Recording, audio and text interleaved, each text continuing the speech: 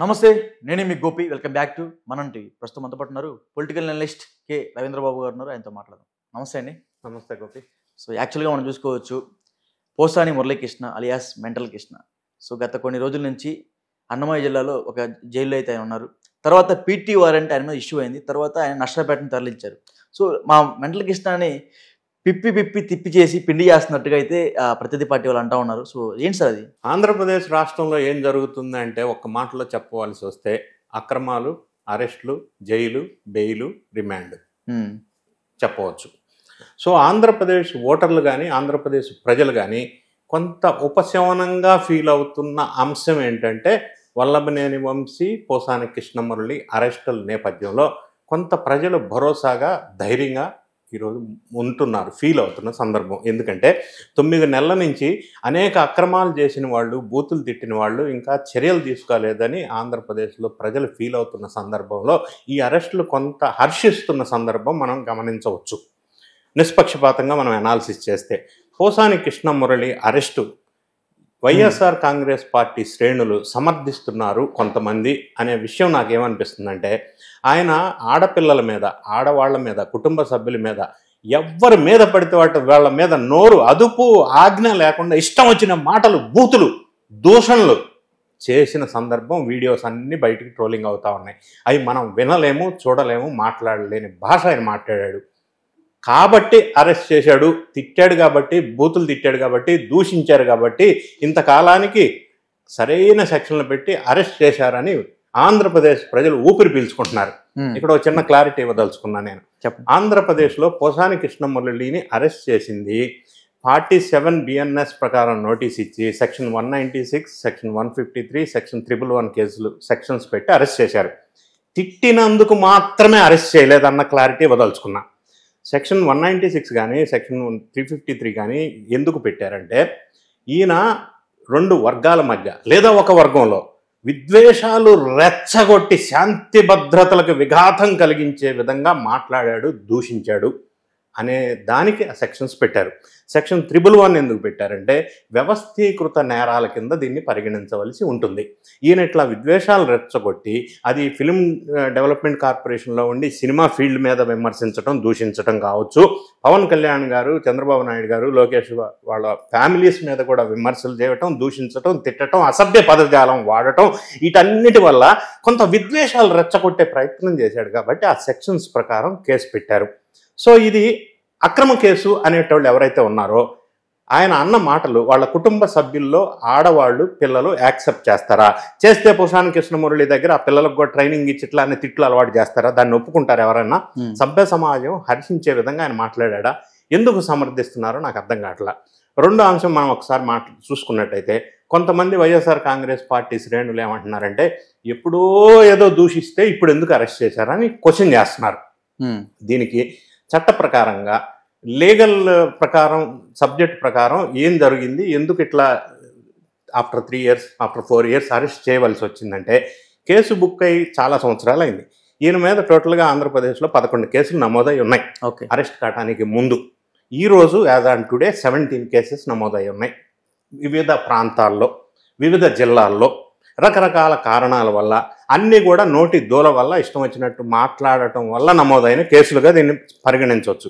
అయితే చట్ట ప్రకారం కేసు పెట్టాలి అంటే దానికి లిమిటేషన్ ఉంటుంది. ఏ టైంలోపు ఏ సెక్షన్ కింద కేసు పెట్టవచ్చు అని. అది ఆర్టికల్ సెక్షన్ 468 కింద కొంత టైం నిర్దేశించబడింది.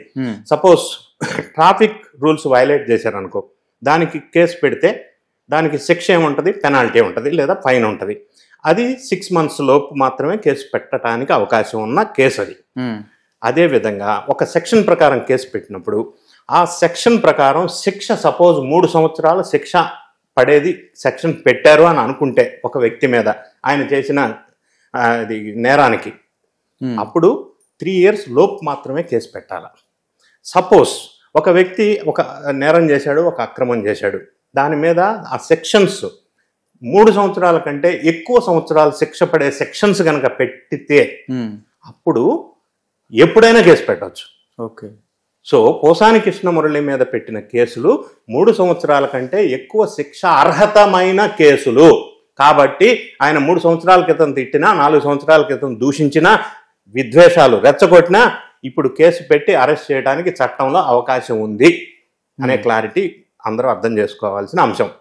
ఇంకొక అంశం, అందరూ ఏమంటున్నారంటే పోసాని కృష్ణమురళి ఈ భాషని సమర్థిస్తున్నారు. అది సమర్థించే భాష కూడా కాదు కదా.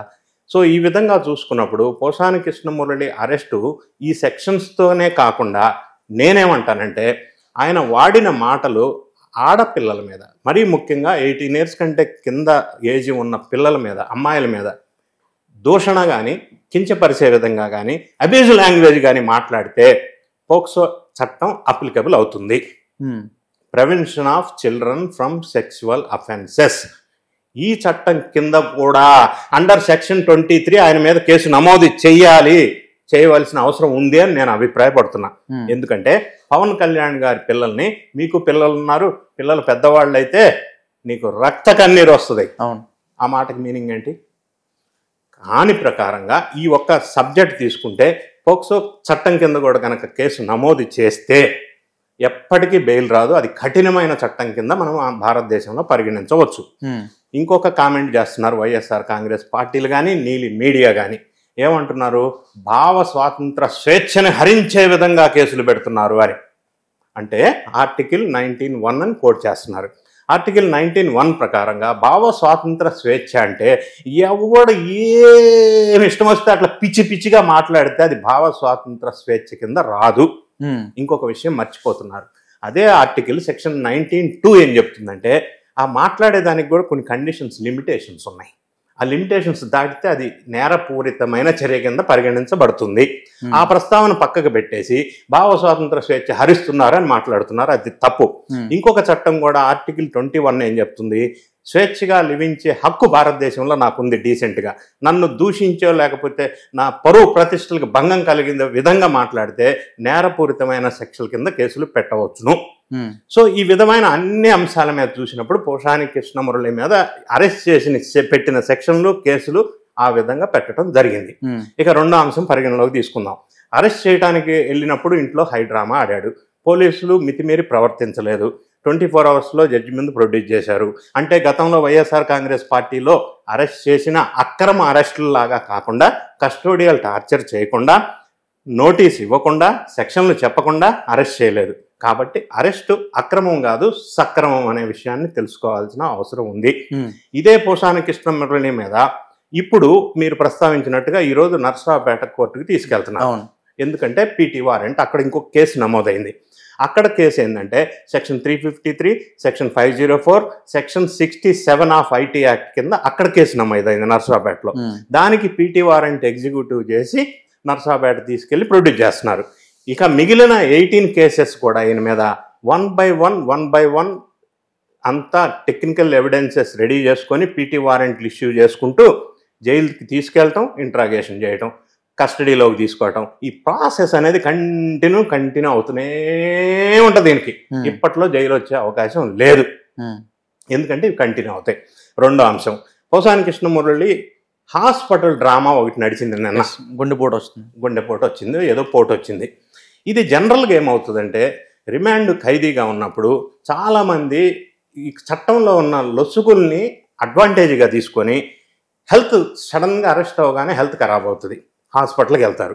ఎందుకంటే జైలు కంటే హాస్పిటల్ కంఫర్ట్గా ఉంటుంది, ఏసీ ఉంటుంది, ఫుడ్ సరిగా టయానికి ఇస్తారు, డాక్టర్ పర్యవేక్షణలో ఉంటారు.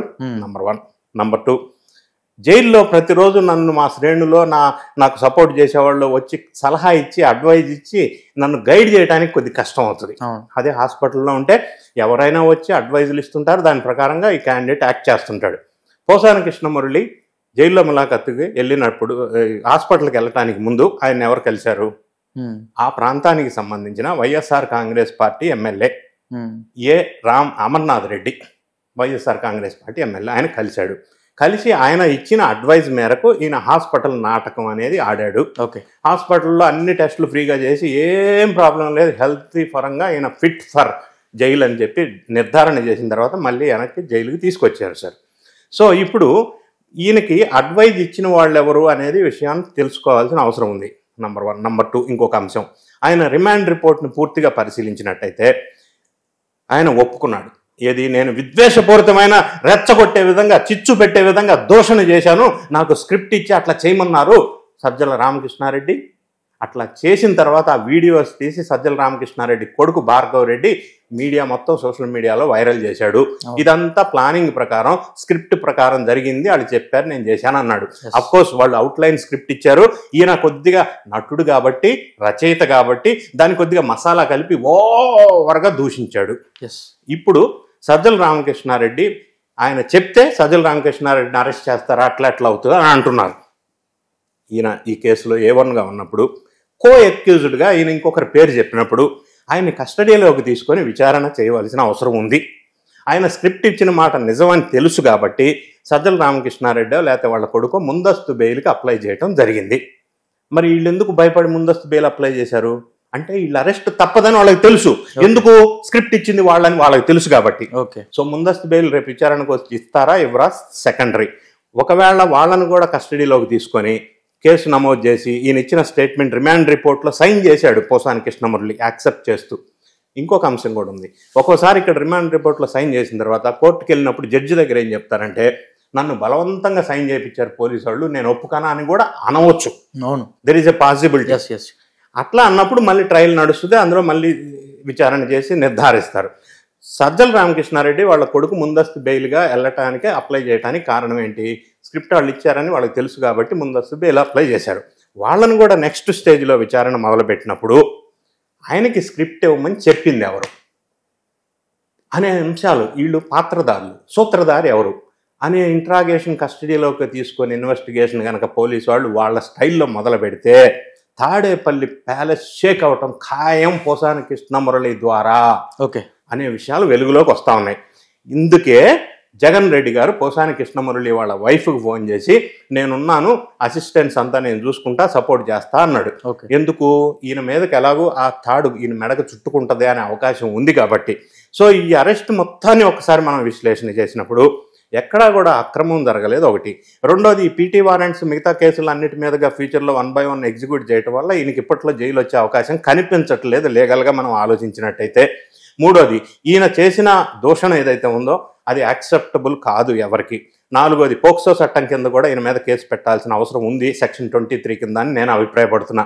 ఏదేమైనా ఈ అన్ని అంశాలు మనం పరిశీలించినప్పుడు పోసాని కృష్ణమురళి ద్వారా తాడేపల్లి ప్యాలెస్ షేక్ అయ్యే అవకాశం కనిపిస్తూ ఉంది. అది వాస్తవం, నిష్పక్షపాతంగా మనం ఈ కేసును పరిశీలించినప్పుడు. ఓకే సరే, థ్యాంక్ యూ అండి. Thank you.